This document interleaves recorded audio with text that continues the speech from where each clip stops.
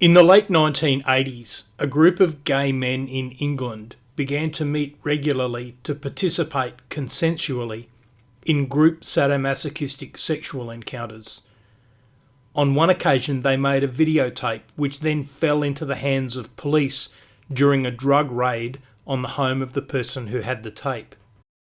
Police initially believed they were watching a snuff movie where a person was killed, and they spent hundreds of thousands of pounds on an investigation that produced nothing.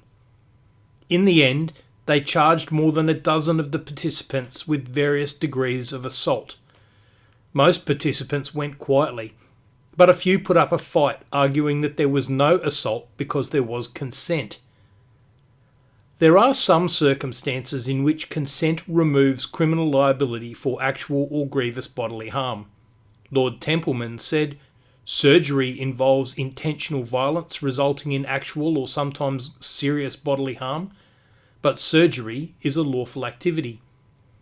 Other activities carried on with consent by or on behalf of the injured person have been accepted as lawful, notwithstanding that they involve actual bodily harm or may cause serious bodily harm. Ritual circumcision, tattooing, ear piercing, and violent sports, including boxing, are lawful activities." The first instance court was not prepared to extend this list, and the defendants were imprisoned. The Court of Appeal shortened their sentences but did not overturn the convictions. They completed their sentences but kept on appealing to the House of Lords and ultimately to the European Court of Human Rights. They lost at every stage. In the House of Lords, Lord Templeman again said, "The violence of sadomasochistic encounters involves the indulgence of cruelty by sadists and the degradation of victims. Such violence is injurious to the participants and unpredictably dangerous.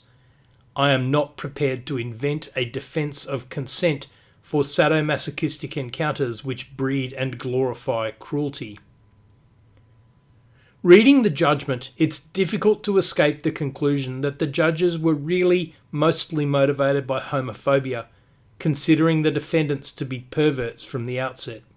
It's very sad. The decision leaves the law in a state of great uncertainty.